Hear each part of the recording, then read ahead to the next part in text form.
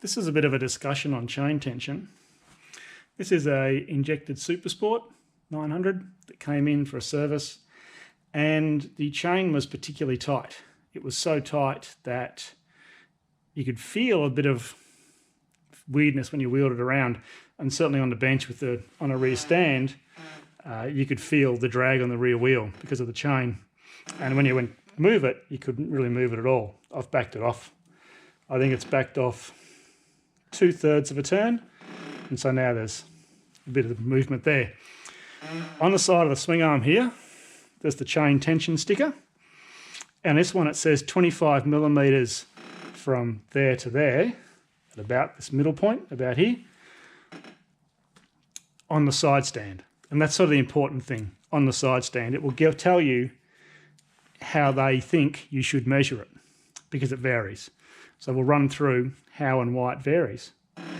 So on the side stand, the way it's currently set up, the chain with the rule here, that's about 70 millimeters to the center of the pins, and lift it up, and it's about 40. So there's about 30 mil of slack in that chain as it sits. Now, if you rolled it around, you might find it varies. Sometimes a little bit, sometimes a lot. When the chains are really worn, you often get a lot of variation, or if some of the sprockets you buy aren't that round. But we'll say that's 30. So in regard to the sticker, this chain's a little bit loose. We'll put it on a rear stand.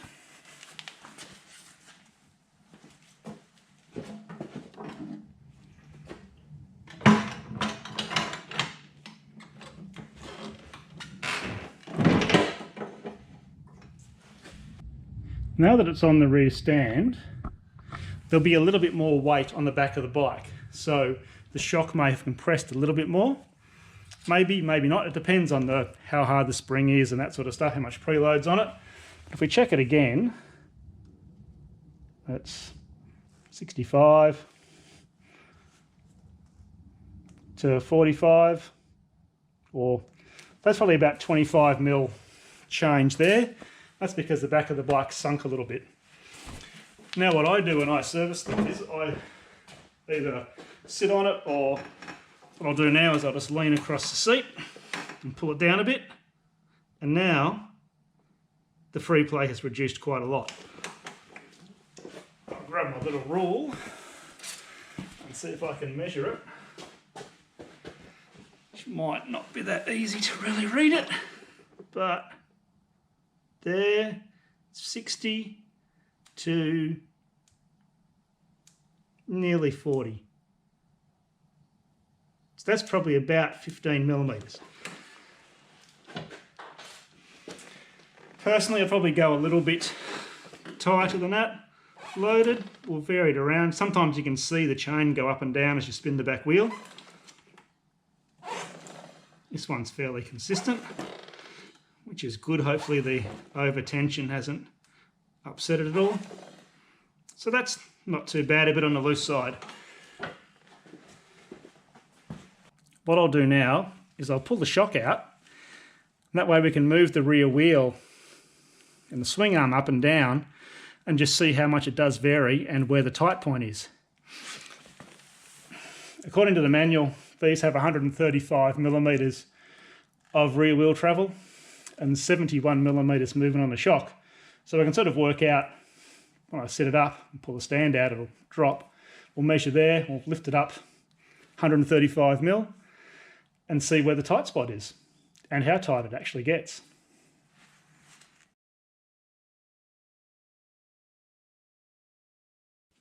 So we pull the rear stand out, and the bike is like so.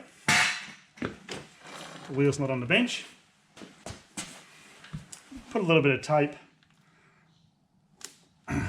on the rack mount above the axle. If we measure from there down to the centre line of the axle, it's about 422 millimeters, and that's fully extended.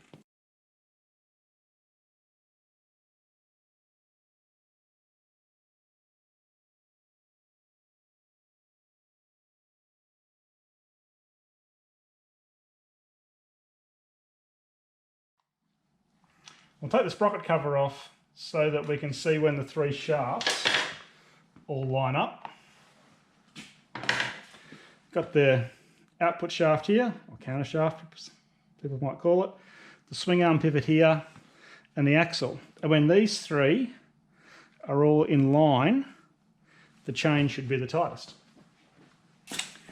So if the rear wheel has 135mm of travel,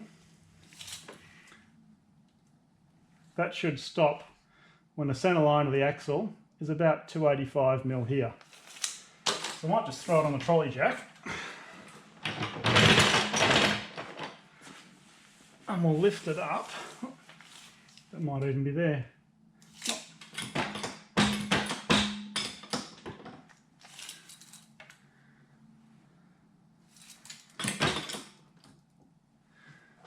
Stuff's hitting stuff.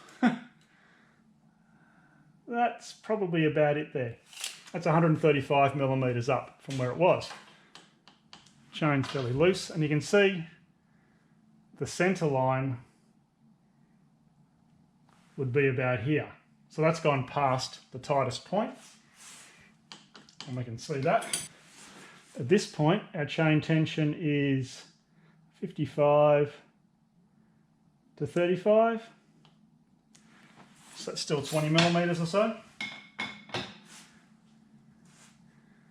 We'll drop this down. We'll see if we can see it get any tighter as it comes down.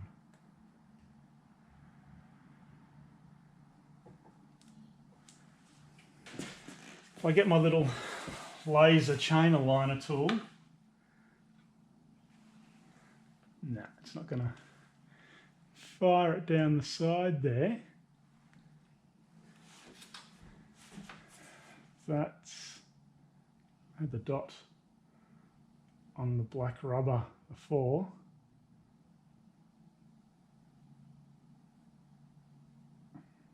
There we go. And no, it still has to go lower. That, I think, is right about as close as we're going to really get to the tightest point.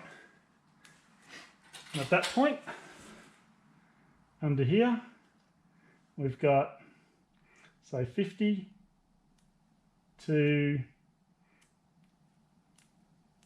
43 or so.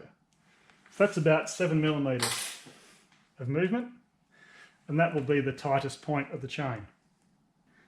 And it will only get that tight, certainly if you were going to a track day and had some big high-speed corners, or riding 2 up touring, you'd probably get to that point at some point. It'd be a fairly short duration, whereas on a racetrack with some long, fast corners, you might spend a bit of time at that sort of chain tension, but that's about as tight as it's going to get.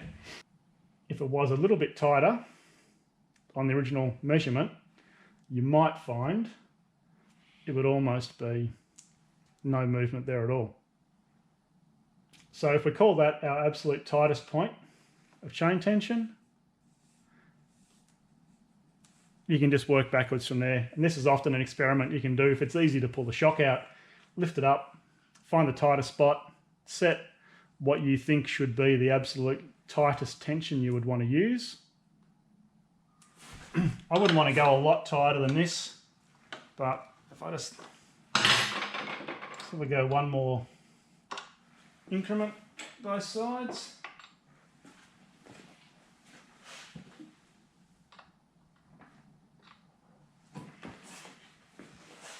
That's a 1/6 of a turn.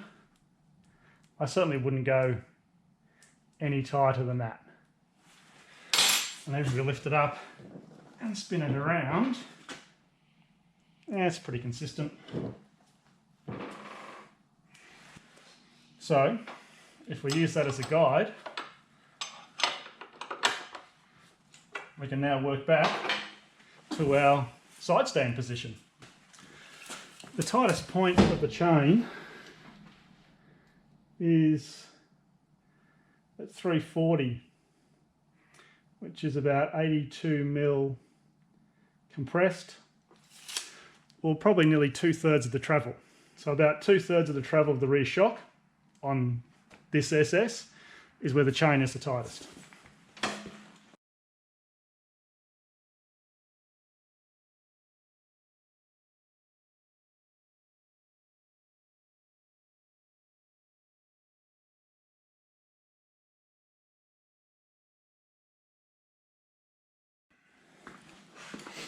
When you're fitting a shock or suspension components, or even tightening engine mount bolts if you have the engine out, I would always do it with the bike on the wheels or on a swing arm stand so that it's all loaded, and that way it's sitting as it's going to spend most of its life.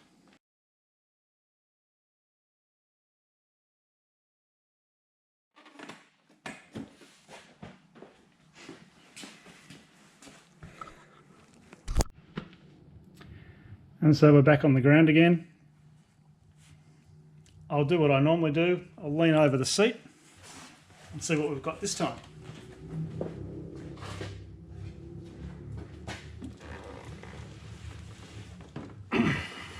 There we've got about that much slack, and I would say that that is really nice. Feels really good to me. That's about the slack I would give a chain. Just doing this lean over, you can sort of pull down a bit if you like, but certainly you can see the difference in having me loading the back of the bike up. With me on it, at this point, I'd say about 55, it's about 10 mil, or a bit less. If we put it back on the side stand,